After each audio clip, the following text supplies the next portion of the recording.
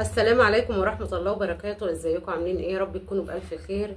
طبعا انا بقالي فترة ما نزلت الفيديوهات ولا عملت اي حاجة لظروف صحية.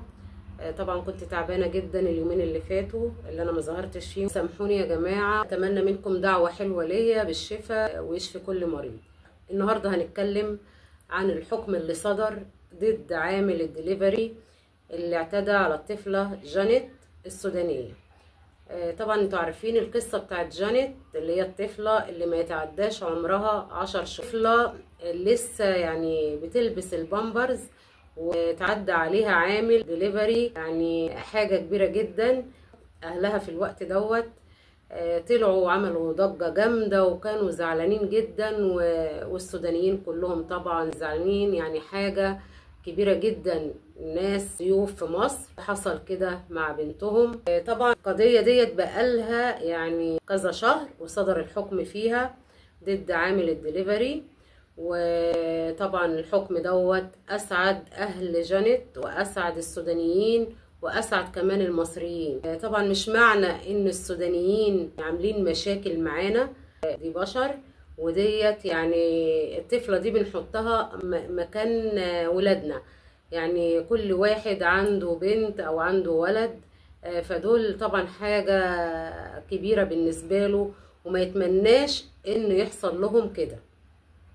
طبعا احنا زعلنا على زعلهم جدا، مش معنى انهم من بلد واحنا من بلد ان احنا مش هنزعل، لا احنا زعلانين. والقضاء بتاعنا قضاء عادل جدا ومشكور جدا، لانه ما بيفرقش وبيدي كل واحد حقه، وما بيفرقش بين حد غريب عن البلد او حد من البلد.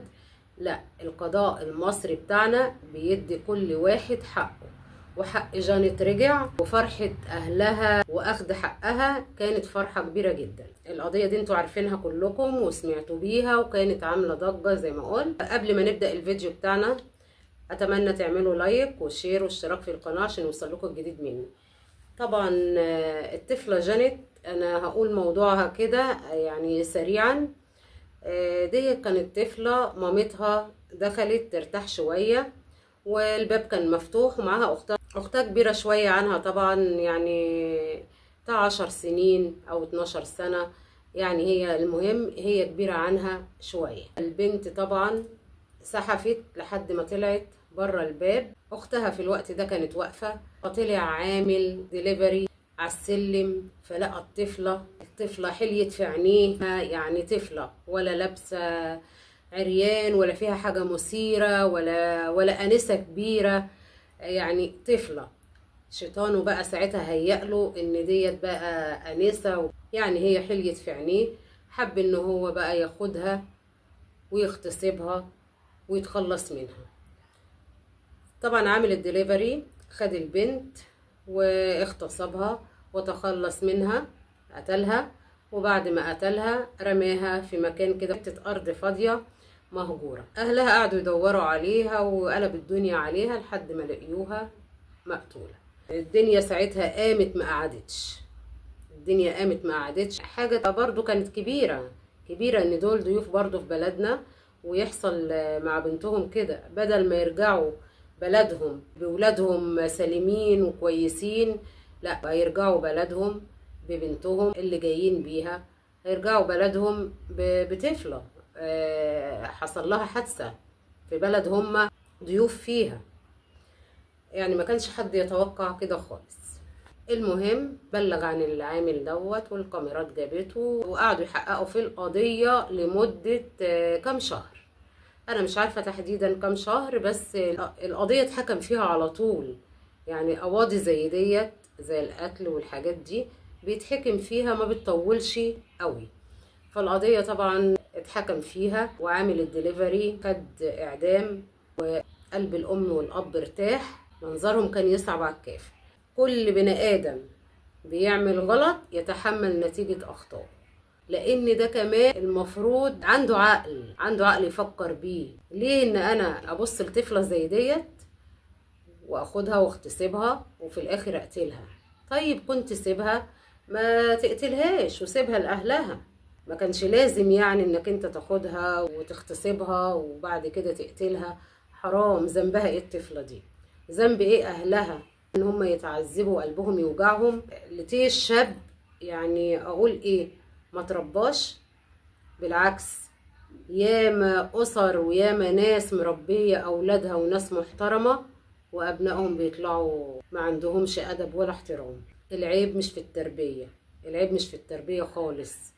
احنا بعدنا عن الدين، بعدنا عن الدين، وهو ده السبب في الاخطاء دي. او البني ادم بيعمل غلط او بعقله بيهيأله حاجات غلط ويمشي فيها، البعد عن الدين. ربنا يا رب يصبر اهلها، وبعدين هو خد الجزاء العادل اللي هو يستحقه.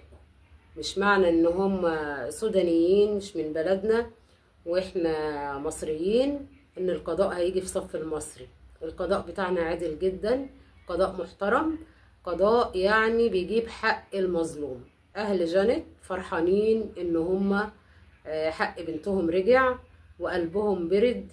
هو طبعا قلبهم مش هيبرد ولا حاجة، لان بنتهم مفتقدينها وبنتهم خلاص راحت مش هيشوفوها تاني. بس الحكم اللي هو صدر ده ضد عامل الدليفري برد قلبهم شوية وهيهديهم شوية. طبعا الام بتقول انا استعوضت ربنا وانا عايشة بنعمة ربنا وهي في مكان احسن، بس قلبي بيوجعني. طبعا اكيد اي ام في مكانها قلبها هيوجعها وهتفضل فاكراها على طول، مش هتنساها. يعني لما يرجعوا بلدهم رجع من غير بنتها اللي جاية بيها، حاجة صعبة. كانت حادثة يعني غريبة من نوعها، ربنا يصبرهم. اتكلم عن المحامين. انا عايزة كل محامي حد جاله على قضية ويكون مشتبه فيها لو ذرة ما يقبلهاش، يخلي عنده ذرة ضمير واحدة ما يقبلش قضية مشكوك فيها او يكون المتهم فيها يكون عامل شيء غلط، ويحاول المحامي يدافع عنه ويطلعه ومن الثغرات اللي هم بيطلعوا منها المتهمين، ويحاول يشوف له اي ثغرة ويطلعوا منها. فين ضميرك؟ يعني انت فين ضميرك لما تدافع عن متهم عامل جريمة؟ يعني انت باصص للفلوس علشان تترافع في قضية عارف انها قضية خسرانة ما ترافعش فيها. لكن الضمير اهم شيء، لازم المحاميين يكون عندهم ضمير، مش مجرد قضية تجيني وهاخد منها مبلغ كبير او هيبقى فيها شهرة ليا ان انا اوافق بيها واقبلها. طبعا حرام. حط نفسك مكان اهل الطفلة دي. يعني لو انت حصل لاولادك لا قدر الله حاجة زي كده، هتقبل ان حد يترافع عن المتهم اللي عمل كده في ولادك؟ انت هتقبل كده؟ مش المفروض ان انا اترافع عن قضية مشبوه فيها او حاسس ان اللي انا هترافع عنه ده هو فعلا عامل الجريمة دي؟ يا ريت يبقى فيه شوية ضمير من المحاميين وما يقبلوش اي قواضي، ما يقبلوش اي قواضي خالص يكون مشتبه فيها. هو من حق عامل الدليفري ان محامي يترافع عنه، من حقه، بس هيترافع عنه يعمل ايه؟ هيغير الموضوع؟ مش هيغير حاجة في الموضوع، لان هو متهم واعترف وعامل الجريمة فعلا. طبعا نبقى عندنا ضمير شوية، المحاميين بالذات اللي هي بتقبل قضايا شكل دي وبتحب تترافع فيها عشان تخرج المتهم منها بريء، فيبقى عندنا ضمير. مبروك لأهل جانت، لأهل السودان عامة، وطبعا السودانيين والمصريين. يعني كان في مشاكل بينهم وفي تراشق كتير بالألفاظ وتعدي بالإيد على ناس مصريين من سودانيين. بس مش معنى كده احنا بنحترم السودانيين الناس المحترمة طبعا، لكن في أقلية منهم احنا كنا بنعمل فيديوهات عليهم لأنهم هم كانوا بيبدأوا بالغلط، فاحنا كنا بنرد عليهم. بس السودانيين على عيننا وعلى راسنا طبعا، ومهما كان جانت دي طفلة وهي طبعا بشر، فاللي ما نرضاهوش لنفسنا مش هنرضاه على غيرنا. والقضاء بتاعنا قضاء ناصف وعادل، الحمد لله ان حقها رجع واهلها قلبهم برد. واتمنى من كل واحد بيفكر يعمل حاجة غلط يراجع نفسه 1000 مرة قبل ما يبدأ في الغلط، يراجع نفسه. عشان ما يبقاش مصيره زي مصير عامل الدليفري ومصير ناس تانية كتير. ما تنسوش اللايك والشير والاشتراك في القناة عشان يوصل لكم من الجديد. والسلام عليكم ورحمة الله وبركاته.